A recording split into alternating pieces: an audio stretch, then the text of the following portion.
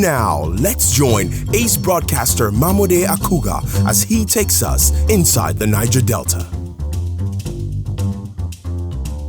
Hello out there and welcome to the program. It's Inside the Niger Delta, the authentic voice of Nigeria's oil-rich region. I'm your regular host, Mamode Akugha. Leading today's package are reports on the abandoned state of our road projects awarded several years ago by the Niger Delta Development Commission, NDDC, in Cross River State, as well as an action plan of the Commission's sole administrator, EFFIONG AKWA, which was unveiled at a meeting with elder statesman Chief Edwin Clark recently in Abuja. Next in our lineup is an update on the protracted feud between the Nigerian AGIP oil company and its host communities in Ogba, Egbema, Ndoni local government area of River State. We will, in the course of the program, take you to Bayelsa State, where the member representing SAGBAMA EKEREMOR Federal Constituency, Honorable Fred AGBEDI, recently organized a skill acquisition and empowerment program. And finally, in today's package is a report on the avowed commitment of the National Assembly to the passage of the Petroleum Industry Bill as declared recently by Senate President AHMED LAWAN. Inside the Niger Delta, the authentic voice of Nigeria's oil-rich region, will be back in just a moment. Don't go away. Niger Delta Development Commission, NDDC, determined to make a difference. Welcome back. It's Inside the Niger Delta, the authentic voice of Nigeria's oil-rich region. Residents of Esuk, Ikot, Mbikba, and Etuk Okono communities in Creektown, ODUKPANI local government area of Cross River State have asked the Niger Delta Development Commission, NDDC, to, as a matter of urgency, facilitate the completion of the long-abandoned Adiabo-Eseku Road project to ease transportation problems and boost commerce in the area. Correspondent Chika Buduzi reports that the deplorable state of the road has crippled economic activities in the affected communities. Awarded some 8 years ago by the NDDC to John Davis Construction Company, the abandoned Adiabo-Eseku Road project was meant to provide an alternative land route into Calabar town from Creektown. The road project, with a contract sum of 949,746,843 naira, would have minimized the current traffic by speedboats on water from Creektown to Calabar metropolis, thereby saving the people from the menace of pirates on the waterways. The road was also meant to boost commerce, as it would have facilitated the movement of agricultural produce from the villages into Calabar town. This is a road we're supposed to help our women, market women in this area. We have many things from here to Calabar, foods, gari, plantain, everything, fufu is from here for this community. But because of bad road, our women suffer a lot. We have difficulties. Before you go to Calabar, there are so many people that would not like to travel by water to Calabar. And the other road is too far and the road is not good. The Calabar is the road. You spend hours, something that's supposed to take you 1 hour to Calabar, it will take you for more, at times 6 hours. Owing to the long years of abandonment and neglect, the initial construction work done on the road has been washed away by erosion, rendering the road impassable. Because of the delay to the work, you can see the erosion, very big erosion. The land is collapsed because of the delay of the work. This road is the roadway supposed to help us for this area, but because of delay, we suffer here a lot because of delay of the work. I don't know what is happened. I don't know whether they eat money or I don't know. I cannot say what is wrong. We are all calling on the NDDC. We are all pleading, begging that definitely they should come to our rescue. Former Cross River State representative on the board of the NDDC, Professor Ayo Etim Nyong, blamed the current state of the road on the rather shabby and poor initial construction work done on the road. Whatever they tried to do there was not properly done, and the situation is now worse than even before the contract was awarded, in my own opinion. For the rural dwellers in Creektown and its environs, they would not want to join issues with the NDDC or the contractor. Their appeal is that the Commission restarts and completes the long-abandoned Adiabo-Eseku Road project. However, with over 12,000 NDDC projects abandoned across the Niger Delta, the Commission would have to devise a means for prioritizing the projects to be earmarked for recommencement and completion in the nearest future. Inside the Niger Delta. Shortly after the 2020 budget of the Niger Delta Development Commission (NDDC) was approved by the National Assembly, the Commission's administrator, EFFIONG AKWA, paid a courtesy visit to leader of the Niger Delta, Chief Edwin Clark, at his Abuja residence to disclose his action plan for the Commission and the Niger Delta region during his short stay in office. During the visit, the NDDC boss also shared his thoughts on the myriad of problems confronting the NDDC with the elder statesman, as correspondent Tekena Miofori reports.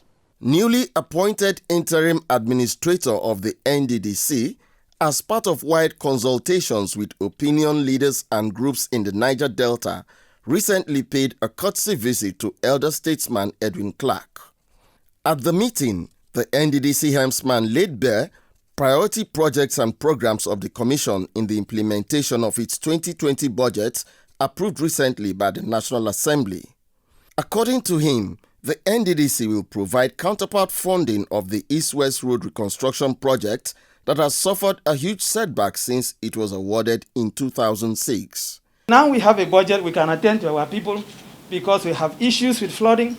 The youth of the Niger Deltas, there are many that are not gainfully employed. We need training for our youth. We have identified that. We have identified issues that has to do with flooding.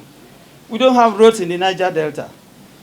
The East-West Road that was initiated by the administration of President Obasanjo many years ago is still lingering. The East-West Road must be completed and handed over for the use of the people of Niger Delta. With the budget that we now have, that has been given to us, we are now going to collaborate. So you are going to see within the next 6 months to 1 year, that the East-West Road, stretching all the way from Warri up to Oron, with the bridges, will be completed and handed over for the use of the Niger Delta. On December 12, 2020, President Muhammadu Buhari appointed Mr. EFFIONG AKWA interim administrator of the NDDC. Until his appointment, Mr. AKWA served as acting executive director in the immediate past interim management committee of the NDDC, which was disbanded on the strength of a court order. Fortunately for Mr. AKWA, he was not party to the suit that led to the disbandment of the committee and was appointed to oversee affairs of the Commission as the most senior director of the NDDC. At the meeting, he told his host that he was not unaware of the controversy trailing his appointment, but noted that it was the handiwork of fifth columnists who are against ongoing reforms in the NDDC. It is because of ulterior motives that they have. Most people think you can only contest election through the funds of Niger Delta. It's a thing that we need to stop, to put a stop to. If you want to contest your election, you can contest your election. Leave Niger Delta funds for Niger Delta people. They instigate youth. But at the end of the day, to just come and stand for a few minutes on the road, carry placard and put in the social media. I'm pleading with the people of the Niger Delta. Support our leaders. Support President Buhari. Allow peace to reign. In his response, Chief Edwin Clark, who described Mr. AKWA's appointment as well-deserved, emphasized the need for the NDDC to be allowed to operate without interference under his leadership of the Commission. Otherwise, we have to support your appointment. You are a Niger Delta person. You are from the south. Akwa Ibom produce a lot of oil. Oron produce a lot.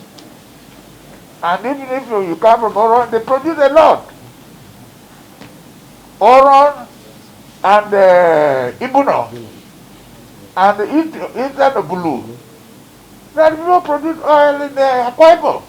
We know all those things.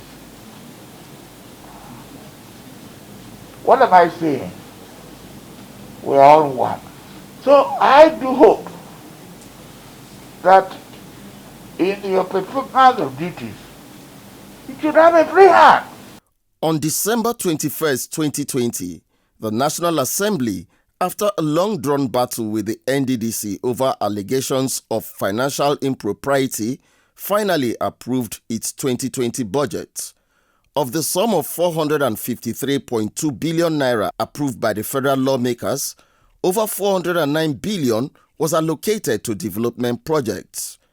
Worried by the rather short time available to Mr. EFFIONG to implement the 2020 budget of the NDDC, which expires on March 31st, 2021, development analysts in the Niger Delta have called on the new NDDC boss to prioritize projects in his development plan.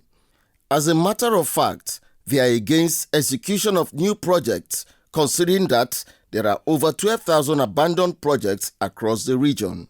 You can still filter out those good projects that affects the life of Niger Delta people directly in such locations, and then do variation, look at why the projects were being stopped, and then you can go in and see that you complete those projects within this short period. But you shouldn't go for projects that will exceed his tenure of office. They should not think of awarding new contracts. They should pay those ones that have performed. They should pay genuine contractors and equally see how they could look at projects and programs that will impact directly. There are lots of things that they can do with that money, but they must be accountable. Mr. EFFIONG AKWA has the mandate to oversee ongoing forensic audit of the NDDC, which will be concluded sometime in April this year. He is expected to hand over to a properly constituted board to oversee the affairs of a reformed commission. Inside the Niger Delta. Host communities to the Nigerian AGIP oil company in Ogba, Egbema, Ndoni local government area of River State may now heave a sigh of relief following a recent resolution of a long-standing dispute on lease agreement between both parties. Correspondent Chika Abudzize reports that it is on the basis of this development that a verification exercise is being carried out to determine individuals and families whose lands play host to AGIP's facilities in the area. It was a long-drawn battle between AGIP and the Onelga Oil and Gas Landlord Families Organization Incorporated over the company's alleged refusal to review land compensation rates payable to host communities in OGBALAND. The aggrieved landlord families alleged that while other oil companies were paying as much as 200 naira for a square meter of occupied lands, AGIP adamantly maintained a benchmark of 50 kobo per square meter of land. After many years of protest by the Onelga Oil and Gas Landlord Families Organization, the Italian oil major has agreed to part with the sum of 3 naira on each square meter of land it occupies in OGBALAND. The payment takes effect from 2017 to 2022. I really want to take this opportunity to thank President Buhari for giving us attention. I also want to thank the Senate, the House of Assemblies, those whose the interest of the grassroots has been at heart, to prevail on AGIP, to even accept what they said they are paying now. The undisclosed sum is said to have been deposited in a bank account owned and operated by AGIP. As part of the payment plan, members of the Onelga Oil and Gas Landlord Families Organization are required to participate in an ongoing verification exercise to determine their eligibility for payment. We have brought our documents for us to be accredited, to qualify us to be beneficiaries in that payment. We're doing it, and by the grace of God, people have been coming. Some of them, they hear the name of who is doing it, they say, okay, let's go, maybe it will be true. And they come. We've been working. Members of the Onelga Oil and Gas Landlord Families Organization say the recent development is a vindication of their struggle for an existence in OGBALAND. They have also reminded AGIP that land tenancy rate is only one of the 13 agreements reached at a January 2019 meeting in Port Harcourt. They call on the company, therefore, to consider several other agreements in the interest of sustainable peace and mutual benefits in OML 61. It means to me that yes, our struggles for all the years will not go in vain. At least with this verification process going on now, I can see the green light coming up, which I feel by the grace of God it will come to the fullest. We also want to let them know that we are aware that this is one among the 13 issues we have agreed with them, that they should call us so to have a harmonized peace. At the January 2019 meeting convened by the Federal Ministry of Petroleum Resources, it was collectively agreed that AGIP should increase its employment quota for host communities and provide scholarships and skill acquisition programs for youths in its area of operation in OGBALAND. It is on this premise that the Onelga Oil and Gas Landlord Families Organization Incorporated calls on AGIP to begin to implement the remaining 12 agreements to build public trust and confidence in OML 61. Inside the Niger Delta. Heritage Bank.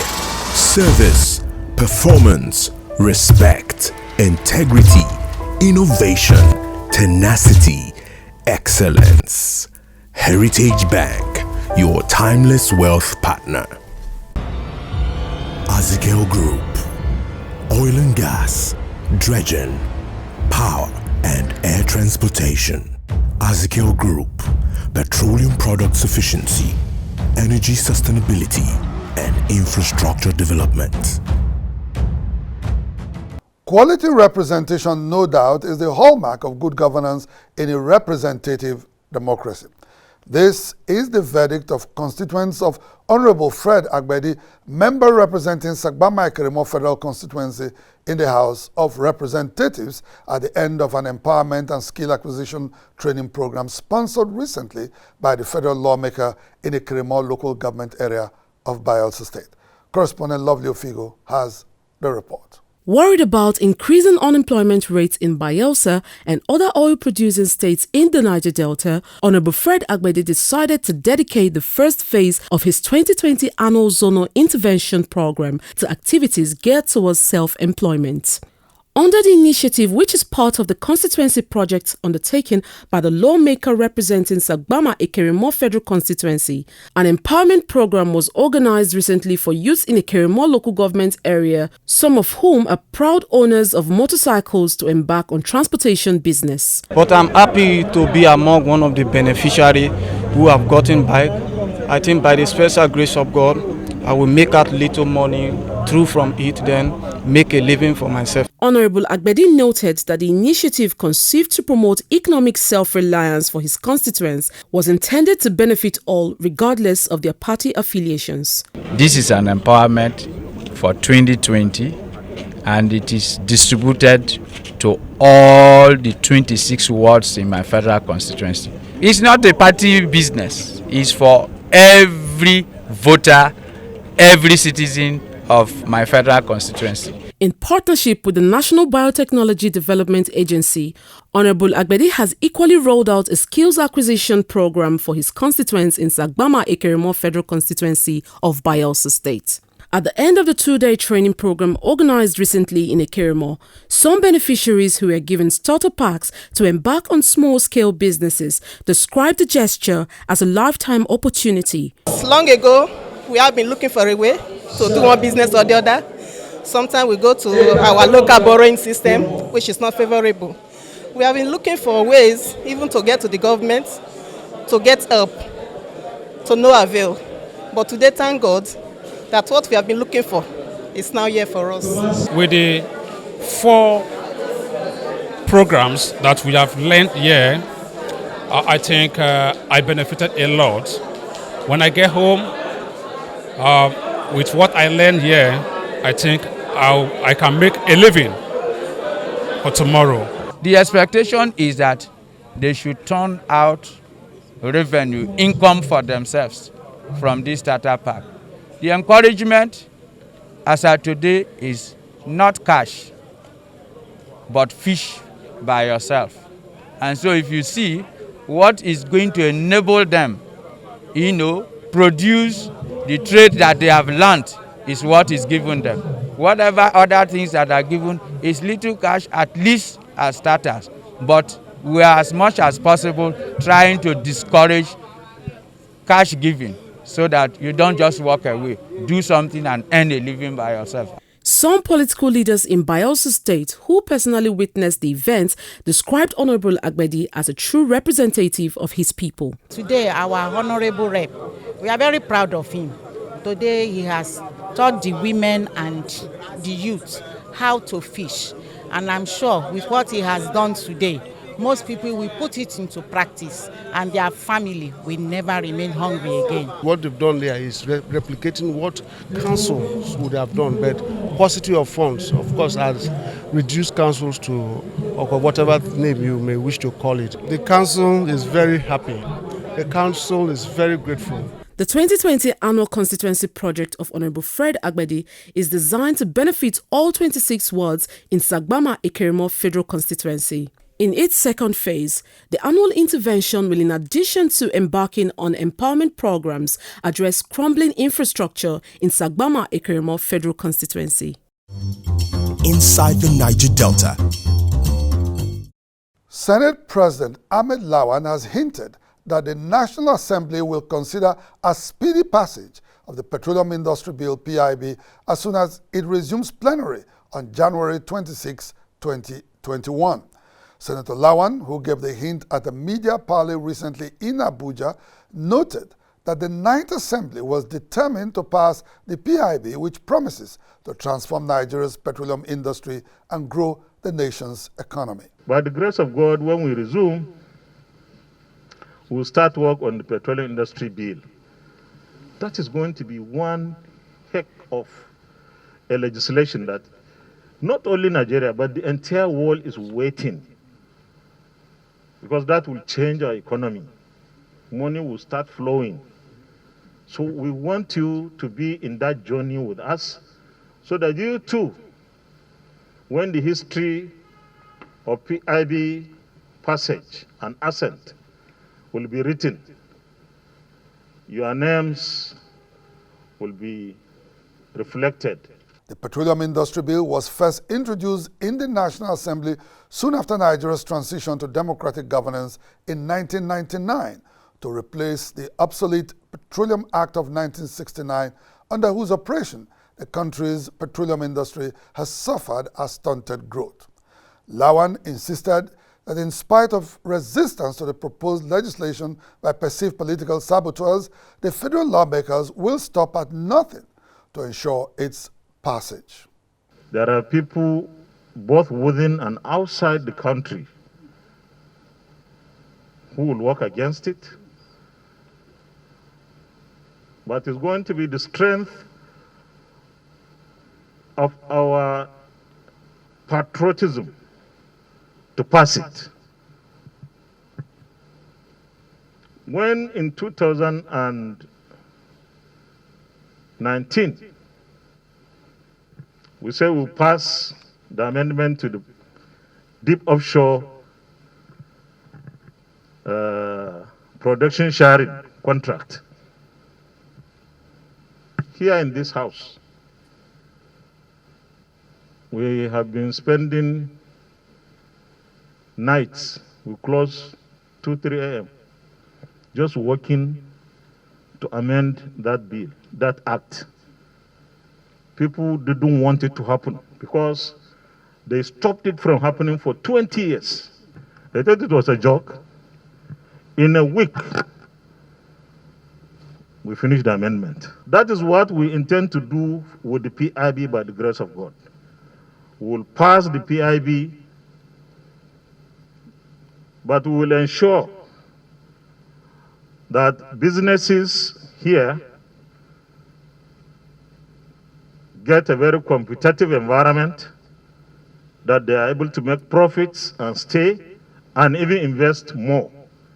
We're not going to be selfish that only Nigeria should have. Yes, because the resources are here, we must get the benefits of the resources here. But businesses, the IOCs who are here will also benefit from their investments. For protagonists of the proposed legislation in the Niger Delta, the host communities component of the PIB is particularly fascinating, as it makes it mandatory for oil companies to incorporate petroleum host communities and impacted communities development trust funds, through which they will make an annual contribution of amounts equal to 2.5% of their operating expenditures for the development of oil-producing communities. Inside the Niger Delta. Well, that's the size of our package on the program today. Inside the Niger Delta, the authentic voice of Nigeria's oil-rich region will be back same time, same station next week. Until then, you can follow us on our social media handles showing right now on your screen. Until next week, I am Mamode Akugha, thanking you for staying with us. Bye for now.